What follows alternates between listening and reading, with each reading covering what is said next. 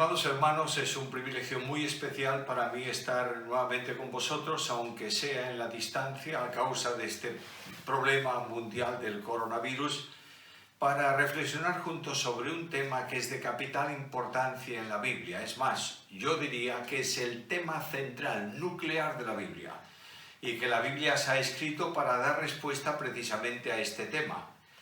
Este tema puede expresarse de muchas maneras, pero en síntesis se trata de la soberanía de Dios y de forma muy especial la soberanía de Dios actuando en este tiempo.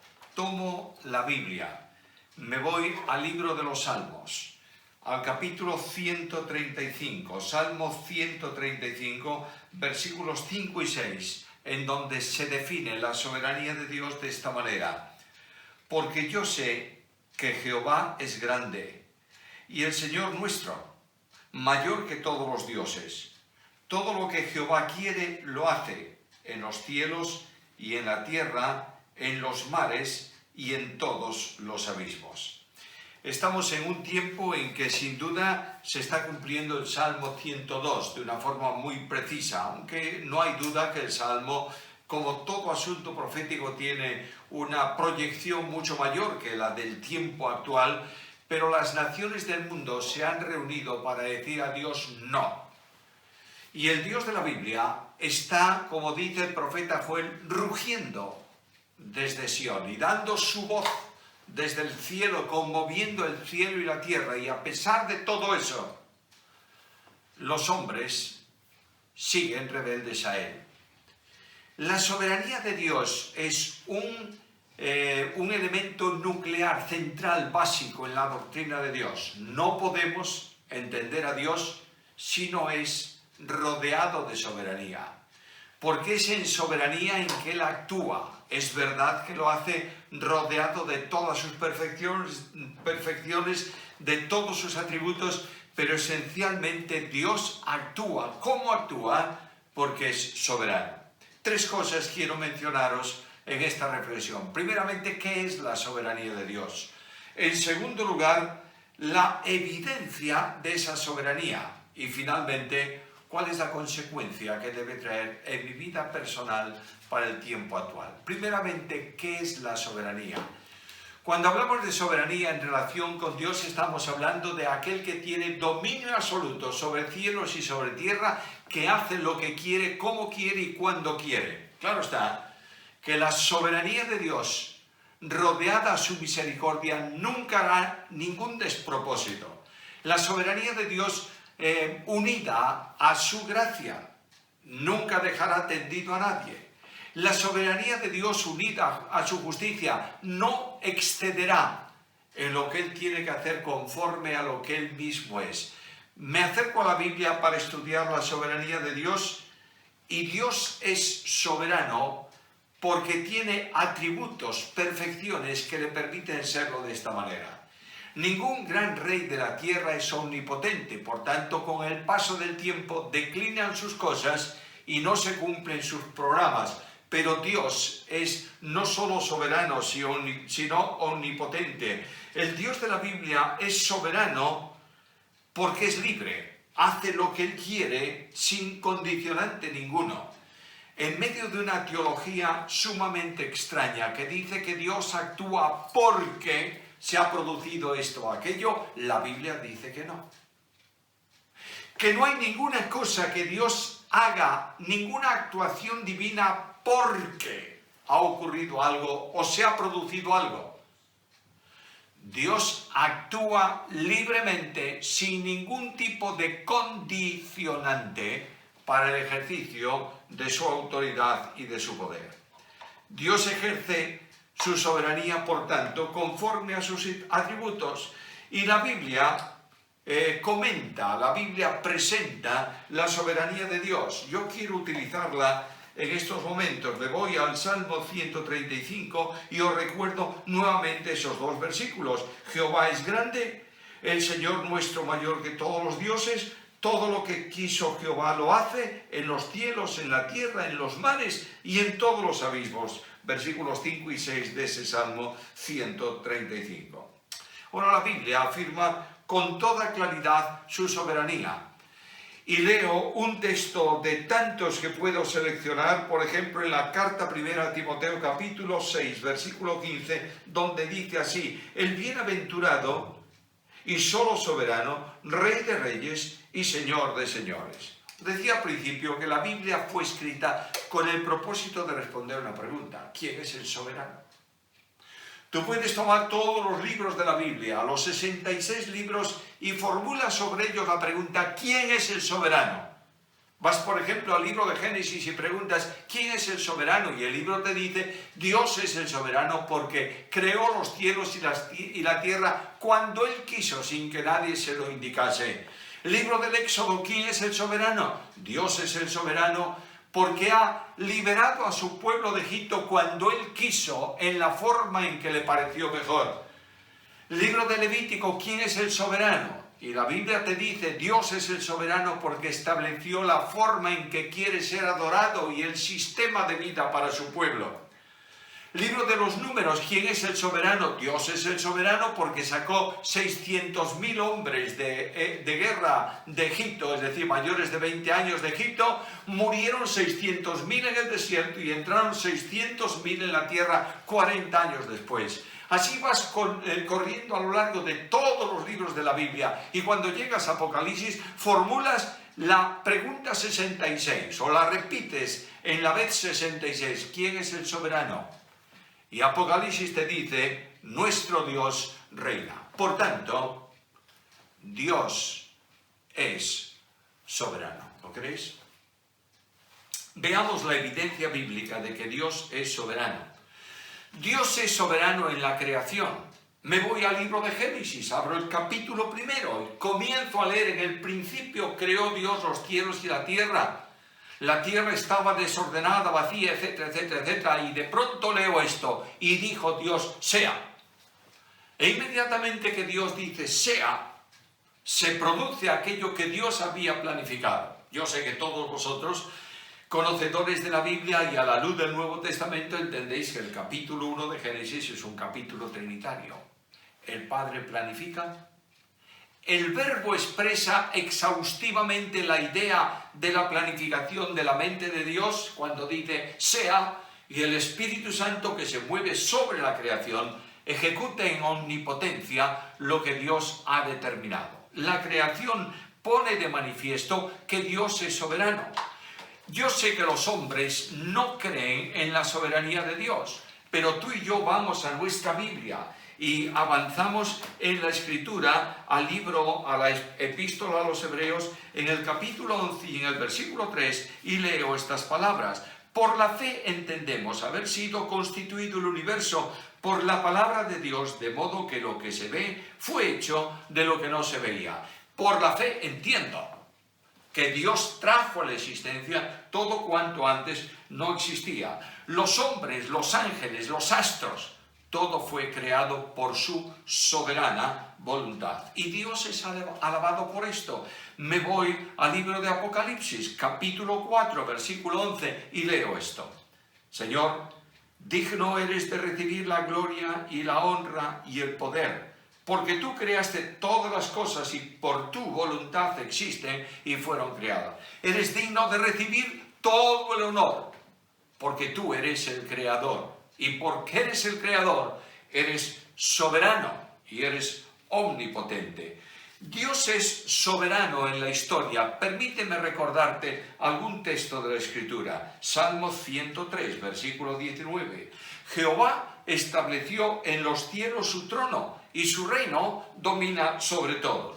Dios gobierna la historia. No te olvides de esto, por favor. La historia no es un suceso de acontecimientos que la casualidad, la funcionalidad, la forma del hombre produce. La historia está orientada desde el trono de Dios al cumplimiento de lo que Él quiere que se cumpla. El Dios de la Biblia habló a Daniel y le reveló el programa que él tenía de historia hasta la venida del Mesías. y le habló del gobierno del imperio, no del gobierno, del imperio donde él estaba viviendo y sirviendo también, de modo que le habló de Babilonia, luego le habló de los medopersas, luego de los greco-macedónicos, luego del imperio romano. Y esto se ha producido conforme a lo que él ha determinado. Por eso dice la Escritura de esta manera en Isaías 59, versículos 9 al 11. Acordaos de las cosas pasadas desde los tiempos antiguos, porque yo soy Dios y no hay otro Dios y nada hay semejante a mí, que anuncio, oye esto, que anuncio lo por venir desde el principio y desde la antigüedad lo que aún no era hecho, que digo, mi consejo permanecerá y haré todo lo que quiero, que llamo desde el oriente al ave y de tierra lejana al varón de mi consejo. Yo hablé y lo haré venir, lo he pensado y también lo haré. Quiere decir que Dios ha determinado hacer algo, lo anuncia al profeta y lo ejecuta después. Por eso la profecía es perfecta. La profecía bíblica es matemática de la historia. De otra manera, quiero decirte que la profecía es historia por cumplir. Y la historia no es otra cosa que profecía cumplida. Hay ejemplos muy interesantes de esto. Yo no voy a ocupar tiempo de lo que vosotros sabéis muy bien. Permíteme solamente uno. Profecía cumplida modernamente. En medio de un conflicto que asoló el mundo de una forma terrorífica, el Dios de la Biblia había determinado que la nación de Israel estuviese en medio de las naciones de la tierra conforme a su propósito. Termina la Segunda Guerra Mundial. El pueblo de Israel había sido masacrado, la palabra que buscaba, por los alemanes, por los nazis alemanes. Miles habían muerto. Un grupo pequeño había quedado y no tenía a ojos de los hombres valor ninguno. Es más, cuando ellos se van a Palestina, en donde estaba el protectorado inglés, los ingleses dicen, vamos a arreglar el problema de Israel definitivamente, y se van del protectorado y los dejan rodeados por millones de pueblos que los odian. Y en el año 1948, en mayo, Israel se asentó como nación en medio de todas las naciones de la tierra. Dios es el soberano en la historia, ¿lo crees? Yo veo a las naciones del mundo orgullosas, arrogantes, creyendo que pueden gobernar, conducir, determinar y ejecutar. Es un engaño. Es verdad que los gobiernos de las naciones del mundo, los gobiernos de todos los estados de la tierra, están siendo movidos por Satanás. No pierdas el tiempo tratando de generar un grupo político que cambie la situación de una nación. Los hombres no nacidos de nuevo no pueden gobernarse con principios bíblicos. Porque la Biblia me dice que la palabra de la cruz, y es la doctrina de la Biblia, es locura para los que se están perdiendo. No pueden entenderlo. Porque las cosas del Espíritu de Dios solo se entienden espiritualmente. No pierdas el tiempo, pero ten en cuenta que ninguna nación de la tierra va a hacer nada que afecte al programa de la soberanía de Dios. Algo más. Dios es soberano en salvación. Cuando Dios existió, siempre. Dios existió siempre, eternamente en sí mismo. Estaba viviendo en lo que se llama intratrinitariamente, dentro del ser divino. En ese ser divino subsisten eternamente tres personas, la del Padre, la del Hijo y la del Espíritu Santo. Y un día, digo un día, porque no me queda otra forma de expresar esto, ya que soy un hombre temporal y vosotros también, Dios determinó salir de su intimidad y manifestarse al exterior. Y Dios sale de sí mismo y comienza a revelarse mediante acciones. La primera acción de Dios no fue crear los cielos y la tierra. La primera determinación de Dios fue salvar al pecador. El pecador no se salva porque habiendo pecado necesita ser restaurado. No, no. El pecador se salva porque Dios ha determinado salvarlo. De otra manera, antes de que Dios dijese, sea la luz, Dios dijo, sea la cruz. Y este plan de salvación surge en el corazón de Dios antes de cualquier acto creacional. No es que el hombre como pecó pues tenía que ser rescatado de su miseria, es que Dios había determinado rescatarlo antes de que pecase. Es el Dios de la soberanía. La soberanía actúa en la planificación de la salvación, pero la soberanía actúa en la ejecución de la salvación. Escucha lo que dice Gálatas 4:4. Cuando vino el cumplimiento del tiempo, Dios envió a su Hijo, nacido de mujer, nacido bajo la ley, para que redimiese a los que estábamos bajo la ley, a fin de que recibiésemos la adopción de hijos. De otra manera, no fue antes del tiempo ni después del tiempo, fue en el tiempo en que Dios había determinado. No hace mucho tiempo estamos leyendo un artículo sobre la salvación de esa teología que anda por ahí, medio humanista, que dice que el hombre tiene que hacer algo en cuanto a su salvación, además de creer, por supuesto, y que el Dios de la Biblia ha hecho prácticamente todo, pero el hombre tiene que hacer algo. Escúchame, por favor. Dios, que determina salvar, envía a su Hijo en el tiempo que Él determinó y lo hace morir en la cruz. Es más, la cruz no es un accidente en la vida de Cristo. En Hechos, en uno de los grandes discursos evangelísticos, leo estas palabras: el cual fue entregado por determinado consejo y anticipado conocimiento de Dios. No ha sido Cristo muerto por causa de Pilato, ni por causa de los judíos, ni por causa de los gentiles. Cristo fue muerto en el tiempo que Dios había determinado y Él envió a su Hijo al mundo para que el mundo sea salvo por Él. ¡Qué bendición tan grande! Soberanía en la ejecución de la salvación. Soberanía en la aplicación de la salvación.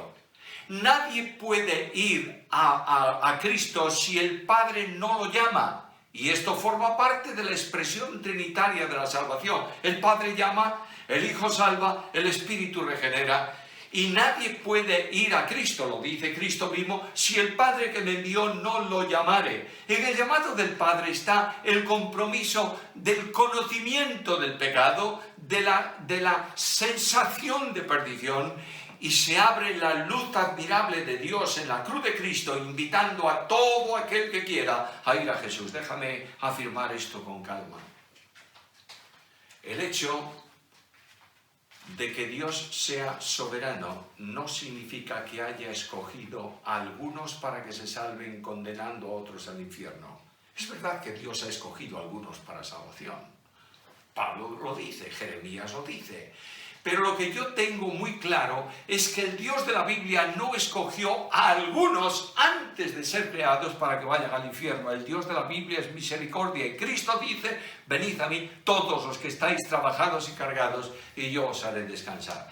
La soberanía de Dios en salvación sustenta al creyente y lo va a glorificar un día.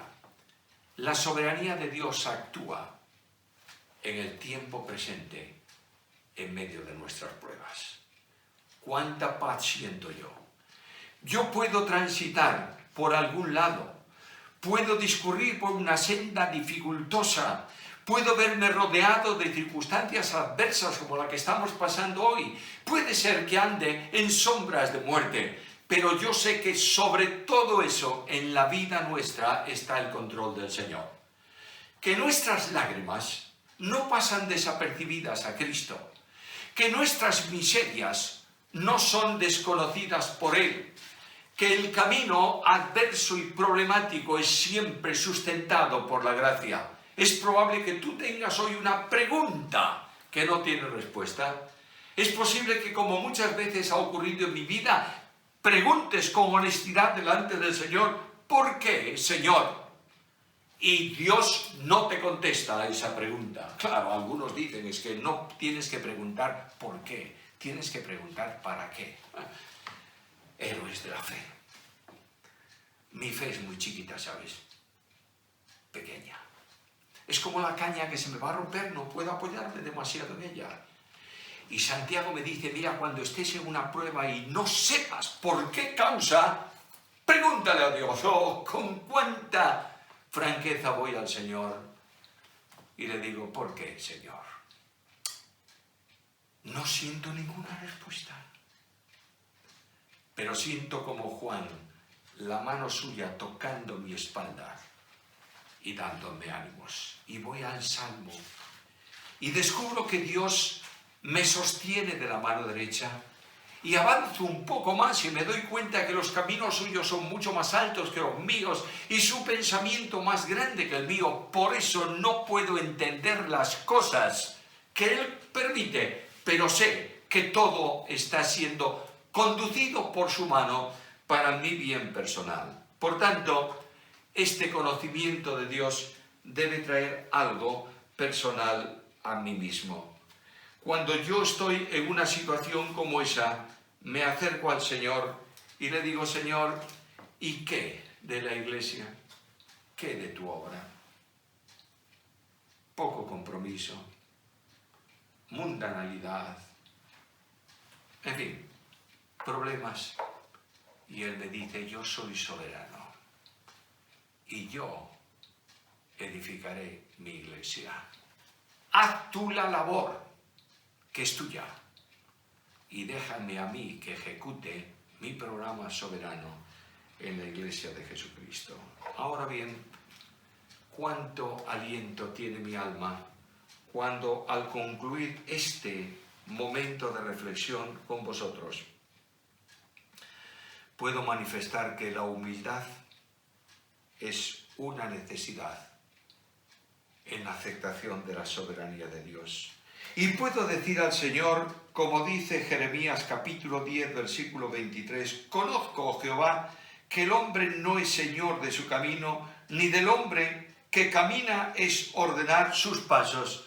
Los pasos del hombre son ordenados por ti. Y puedo concluir, en medio de las pruebas que tenemos, con las palabras de aquel viejo himno, antiguo, no viejo, antiguo himno, que posiblemente muchos de vosotros conocéis. Es fiel mi Padre Celestial.